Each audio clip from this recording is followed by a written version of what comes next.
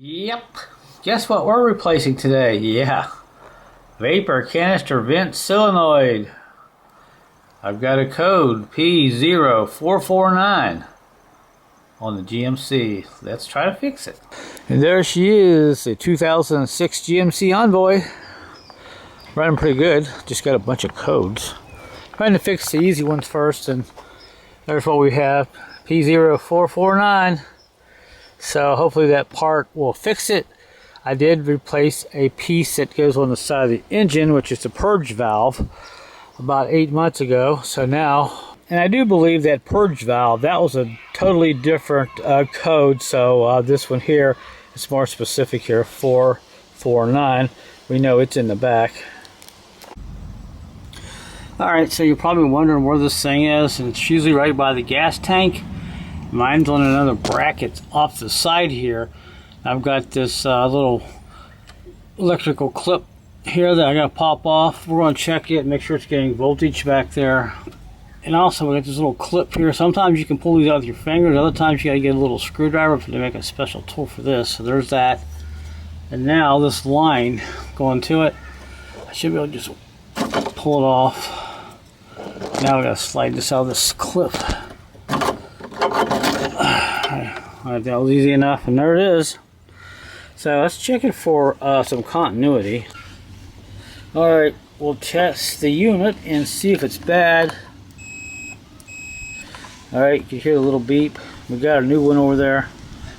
And let's see. We got nothing. Yep, it's apparently dead. Let's get the new one real quick.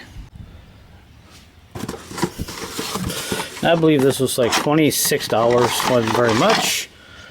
And there's our new one. Do a continuity check on this.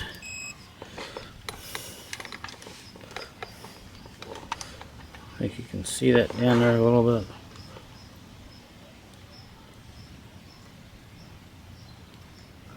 I can see it. Yep, that one works. Hear the beep? Yep.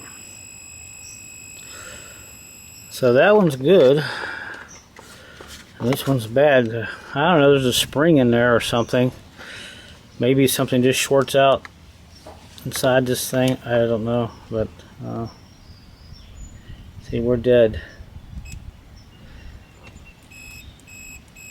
Touch those together, the beep, but nothing down there. Yay! Alright, so the only other thing we have left here to do is maybe go ahead and test, see if we got voltage coming back here, but that's probably going to be okay. But yeah, this thing was only $24 or $25. Wasn't very much. I bought it on eBay off of a dealer.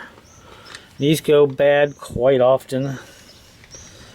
And see, beep there. Touch these guys, and we got a beep there. Alright, let's turn the power on. Let's test that plug real quick. Alright, so there's our plug. I'm going to have to run this somehow where you can see it. I'm probably not going to be able to see it very well like this. Boy, this is a sketchy setup. Maybe that'll work right there. Now let me get the wire. There's the wire. I just got to get these two prongs in there. Easier said than done. And see if I can get my hand around here. Maybe like this. Oh, without knocking anything over. That would be great. Alright, so there's one. It's in. The other one's in. And there we go. And we're getting voltage. Yep. Okay, good deal. So wanted to see how much voltage we're getting here. Yep, 12. I saw 12 on the meter there real quick, briefly. So we're getting power back here. There we go. Bear with me a second. There we go. Alright, we're getting 12 volts there. So we just hold still one more time. Just want to hold it there. Oh, dear Lord. Alright, there's that one. There we go. 12 volts. I think maybe you can see on the meter there. I don't know. We're getting voltage back here. Yo! Alright. Things you gotta do when you're a one-man band. Alright, let's put this on. Alright, I think you can see that there. I got it on the bracket. I gotta push this plug on. Alright, that's on. This is on. And it's on that bracket. Now I gotta just put this clip on here. If I can grab it real quick, I think I can kind of get this on here. I believe it goes down like this. There we go. Oh, that worked out good. Nice.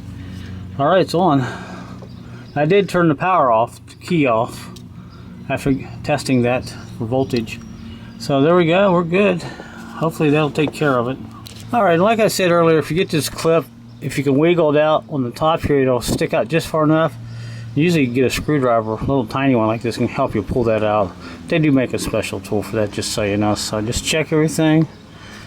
And I think we're good. Alright, we'll go clear the code, start it up, drop it for a while, and see if that code comes back on. Alright, so let's clear this code. By the way, before we clear it, look how many 449s I got. Well, it just tells you what it means. Then the other code I got is for the catalytic converter. Up here it says it's fine, but it's saying it's giving me a code. So I've got a new computer coming for this Envoy. I'm going to do a video on it. It's even been updated for like $130. I got it on eBay off of a company that programs computers. And I got one other code that's been driving me crazy, and it is a 894. Well, that is a component slipping in the transmission. Transmission's been overhauled. I've had it out twice. Still got the slipping code. Got a brand new torque converter in it. All new seals. It's a mystery. I've got another computer hooked up to it, and it's still slipping. But anyway, that's another story. I'm going to be hopefully doing a video on that too. So we're back to the 420, and then after that, our code. So let's clear this evap thing. Yes. Well, you can't just clear that. You have to clear everything. That's fine. All right. So let's start her up. Check engine light should be off.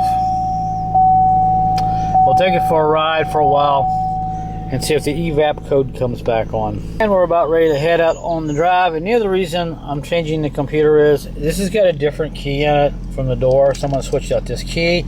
I don't know if it switched out the computer too, but that slipping code could be part of the computer problem, because I had another Trailblazer that would never go into fourth gear, just sometimes, and I pulled the pan off and put a new valve body in it. Would never go into fourth gear. And by the way, I got a video on that on YouTube in my playlist.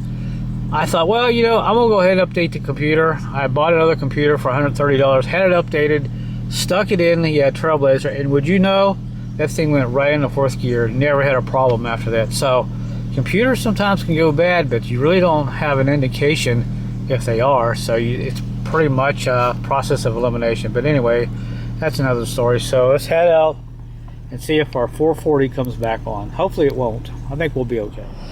All right, so we're out on our drive on our beautiful June pretty day, and our code has not come back, although I do have another code here I just saw that I didn't know I had, and it is a oh boy, a sensor, bank one sensor 2. It's a heated sensor circuit. But good news is the 440, the 449, P0449 code has been fixed. It would have been on by now. So, well, on to fixing some more codes here. And I guess that is a wrap. Everything seems to be okay. So thanks for watching the video, guys. Until my next video, I'll see you later.